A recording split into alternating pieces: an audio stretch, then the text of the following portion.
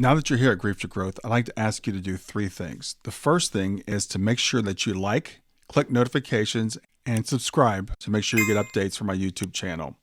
Also, if you'd like to support me financially, you can support me through my tip jar at grief2growth.com. It's grief, the number 2, growth.com/tip jar. Or look for tip jar at the very top of the page or buy me a coffee at the very bottom of the page, and you can make a small financial contribution. The third thing I'd like to ask is to make sure you share this with a friend through all your social media, Facebook, Instagram, whatever. Thanks for being here. Close your eyes and imagine.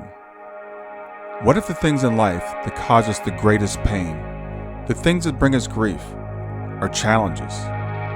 Challenges designed to help us grow, to ultimately become what we were always meant to be. We feel like we've been buried, but what if, like a seed, we've been planted? And having been planted, we grow to become a mighty tree. Now, open your eyes. Open your eyes to this way of viewing life. Come with me as we explore your true, infinite, eternal nature. This is Grief to Growth, and I am your host, Brian Smith. So today I want to respond to a comment I got from someone who viewed the video that I did with Penny Wittbrodt. It was Penny's near-death experience. And one of the things Penny said in her near-death experience is that we choose some of the traumas that we endure so our spirits can grow. And I'm going to read the comment from this person directly. She said, I like the video up until the part where she said, we choose the trauma to endure so our spirits can grow. Sorry, but I would never ask to lose my twin to suicide. And this is a common and a natural response to this teaching at first that we actually choose the traumas that we endure in this life. And I can understand why people have this response, because when we're going through life, these traumas seem insurmountable. They seem permanent. They seem like we're not going to be able to endure them. So we would say, why would I, in my right mind, choose this type of trauma, this type of tragedy? And I heard this teaching. It was actually, frankly, after my daughter Shayna had passed away. And again, I was taken back like everybody else is when they first hear it. Why in the world would I ever choose something like this? But the thing is, we can't deny that this is a very, very common lesson from the near-death experience. It's actually one of the most common lessons that people come back with, that for some reason, the earth plane that we live on is designed to have these pains, these traumas built into it, and we choose to come here. So whether we intentionally choose each particular trauma that we go through, we can debate. But we can all, I think, agree that this is a place of pain. This is a place of duality. This is a place of good and bad, of hot and cold, of love and hate, of good and evil. And so we do choose to come to this place, I believe, where I don't believe that we're forced here. So the question then becomes, why? Why would I choose to endure this type of trauma? Why do I choose to endure this type of pain? And I go back to using thought exercises, because I think it's really like the only way we can understand some of these really deep concepts of just existential concepts. So if you think about, if we're in a situation where everything is perfect, where everything is just the way that we want it, just the way we want it to be, that nothing is ever quote unquote wrong, that nothing quote bad ever happens, what would that experience be like?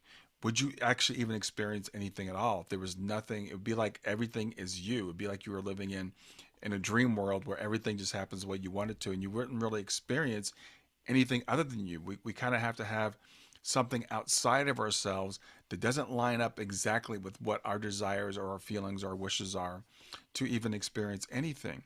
So if we take that and say there's got to be some level of, say, discomfort, some level of need, like you would never eat unless you were hungry, right? So you first got to feel hungry in order to want to eat, to satiate that hunger. So if we take that and say, yeah, there has to be some level of discomfort, some level of dissatisfaction, something to do, something to create, something to make better, then we go, okay, well, what would an acceptable level be? So we might say, well, I would choose to live in a world where maybe I get hungry, or I would choose to live in a world where maybe sometimes it's a little bit hotter than I would like, or a little bit colder than I would like. But I would never choose this level of discomfort. I would never choose things like cancer. I would never choose things like death of a loved one. Those types of things I would never choose. But then that's just a matter of degree. And I think about people. I really think of us ourselves as kind of like toddlers in some very real ways. We as even as adults, as we think we're all grown up. And if you look at a toddler and a toddler falls to the ground and say they skinned their knee, and as an adult, we look at them, we see them, they scream and they moan and they wail like it's the end of the world, like they've broken their leg, like they're never going to walk again. And we kind of smile at them. We say, "Oh, we know. I mean, we empathize with their pain, but we know it's going to be okay because it's relative. We realize that that scrape on the leg is not that bad. But for a toddler, if that's all they've ever known, they think this is terrible. Similarly, if we tell our young ones, I remember when my girls were little, and you'd say, we're going to go somewhere. We're going to go to the movies, but we're not going to go today. We can't go today. We're going to go tomorrow. For them, tomorrow is just never going to come. It's the end of the world again. So it's this matter of degrees and the way that we take things. I believe when we're in these bodies, we look at the tragedies in the world and we look at things like the death of a loved one and we say, no, this is too much. A good and loving God would never allow this to happen. I, as a intelligent human being, would never choose for this to happen. But what if you had a higher perspective? What if you knew that this thing that happened to you is only temporary, is only going to hurt for a little while? And what if you knew this thing that happened to you is going to make you a better person? Now, when I was younger, I used to like to work out. I would go to the gym and I would lift weights. And when you're in the gym and you're lifting the weights can be heavy. You're sweating, you're tired, you just want to get out of there. You don't always feel like even going to the gym to work out, but you do it because you know it's going to make your body stronger. And sometimes you go to the gym and you really have a hard workout, you're sore the next day. And you know that soreness though is your muscles reacting to the workout that you had, and you know it's going to make your muscles stronger, and you know your muscles are going to grow. We have a lot of correspondences, a lot of analogies built into this world to help us understand spiritual things. And I think this is one of those analogies. So I do believe, come here to experience things and to push against things to make ourselves stronger.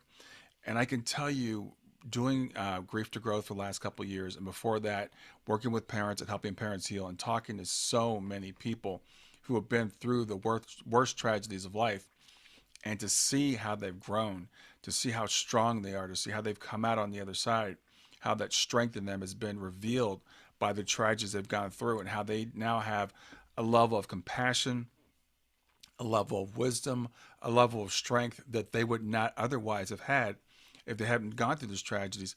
I've seen people, even before they have a near death experience, even before they get back to the other side, who can have gratitude even for the things that they've endured.